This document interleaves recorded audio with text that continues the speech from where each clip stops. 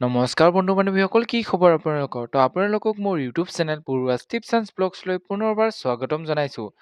যিসকল বন্ধু বান্ধৱীয়ে অসম চৰকাৰৰ চাকৰিৰ বাবে অপেক্ষা কৰি আছে, তেওঁলোকৰ বাবে এটা বহুতেই ভাল খবৰ যে ফাইনেলি পুনৰ আহিবলৈ গৈ আছে অসম চৰকাৰৰ ফালৰ পৰা 2 লাখ নতুন চৰকাৰী চাকৰি। ক'ত ক'ত এই ভেকেঞ্চিখিনি আহিব, কেতিয়া আহিব পাৰে এই ভেকেঞ্চিখিনি, সকলো ডিটেইলছ সহকাৰে আপোনালোকক এই ভিডিঅ'ৰ যোগেৰে জনাম। চাই যাওক ভিডিঅ'টো লাষ্টলৈকে। এইখিনিতে যদিহে আপোনালোকে আমাৰ চেনেলটোলৈ প্ৰথমবাৰৰ বাবে আহিছে, তেনেহ'লে চেনেলটো ছাবস্ক্ৰাইব কৰিব আৰু কাষতে থকা বেল আইকনটো অলপ প্ৰেছ কৰিব, যাতে আমি এনেকুৱা জব ইনফৰমেশ্যন ৰিলেটেড ভিডিঅ'সমূহ আপোনালোকে প্ৰথমতে পাব পাৰে। বলক এতিয়া CM ছাৰে এই 2 লাখ নিযুক্তিৰ বিষয়ে কি ক'লে আপোনালোকে ভিডিঅ' ক্লিপটো চাই লওক। যোৱা 5 বছৰত যেনেকৈ চাকৰি নামত দুৰ্নীতি হোৱা নাছিল, অহা 5 বছৰো আমি চাকৰি নামত দুৰ্নীতি হ'ব নিদিওঁ। কিন্তু মই দেখা পাইছোঁ যে প্ৰথম এডিআৰই পাতোতে 7 লাখ ল'ৰা ছোৱালীয়ে পৰীক্ষা দিছিলে, ছেকেণ্ড এডিআৰই পাতোতে 12 লাখ ল'ৰা ছোৱালীয়ে পৰীক্ষা দিছে। তাৰমানে ছিষ্টেমটোৰ ওপৰত যিমানে আস্থা বাঢ়িব, ছিষ্টেমটোৰ ওপৰত মানুহৰ যিমানে কনফিডেন্স বাঢ়িব, কম্পিটিশ্যন আৰু বাঢ়িব। অহা কেইটামান দিনত আমি নেক্সট 5 ইয়াৰ্ছত 2 লাখ চাকৰিৰ কাৰণে আমাৰ এডভাৰটাইজবিলাক ওলাই থাকিব, আমি কম্পিট কৰিব লাগিব। কিন্তু মেৰিটৰ কোনো অল্টাৰনেটিভ নাথাকিব, অৰ্থাৎ আমি মেধাৰ শক্তিৰ ফলতেই আমি চৰকাৰত চাকৰি পাব লাগিব।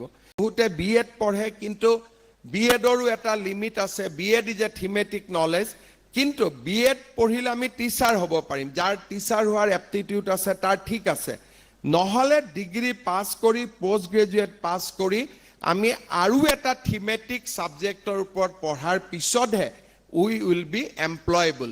আদাৰৱাইজ আমি কেতিয়াও এমপ্লয়েবল হৈ নাথাকোঁ।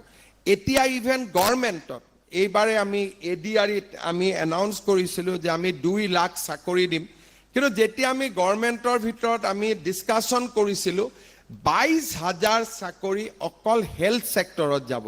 তাতে ক'ত যাব? যে থিমেটিক নলেজ, মোক GNM লাগিব, মোক ANM লাগিব, মোক লেবৰেটৰী টেকনিচিয়ান লাগিব।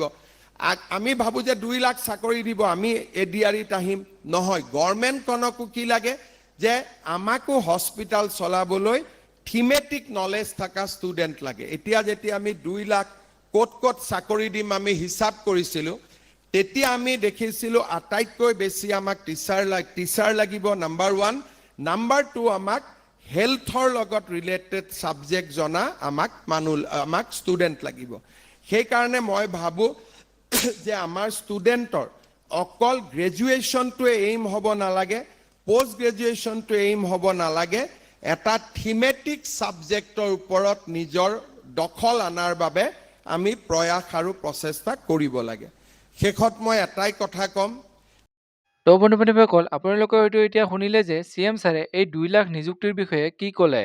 এই যি 2 লাখ আপোনালোকক নিযুক্তি দিব, এই পষ্টখিনি অহা 5 বছৰত কমপ্লিট কৰিব আৰু অতি সোনকালে ADRE, DME, TET, police, forest আৰু কামাণ্ডোৰ পষ্ট আহিবলৈ গৈ আছে।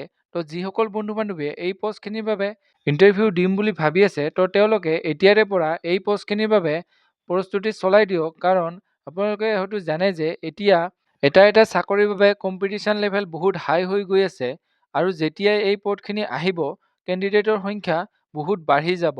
গতিকে যদিহে আপোনালোকে এই পদখিনি চাকৰি ল'ম বুলি ভাবিছে, তেন্তে আপোনালোকে এতিয়াৰে পৰা ইয়াৰ বাবে প্ৰস্তুতি চলাই দিয়ক, যাতে পিছলৈ গৈ আপোনালোকৰ একো প্ৰব্লেম নহয়।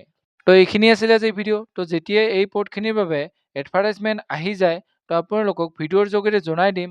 লগতে এই পদখিনিত অনলাইন এপ্লাই কেনেকৈ কৰিব, ইয়াৰ প্ৰস্তুতি কেনেকৈ কৰিব, তাৰ ওপৰতো ভিডিঅ' বনাই দিম। আপোনালোকে চেনেলটো ছাবস্ক্ৰাইব কৰি থ'ব। এইখিনি আছিলে আজি ভিডিঅ'। যদি ভিডিঅ'টো চাই ভাল পালে তেনেহ'লে লাইক কৰিব, কমেণ্ট কৰিব, বন্ধু বান্ধৱীসকলৰ লগত ভিডিঅ'টো শ্বেয়াৰ কৰিব। আৰু যদি আপোনালোকে চেনেলটোলৈ নতুনকৈ আহিছে, তেনেহ'লে চেনেলটো ছাবস্ক্ৰাইব কৰিব। আজিলৈ ইমানেই।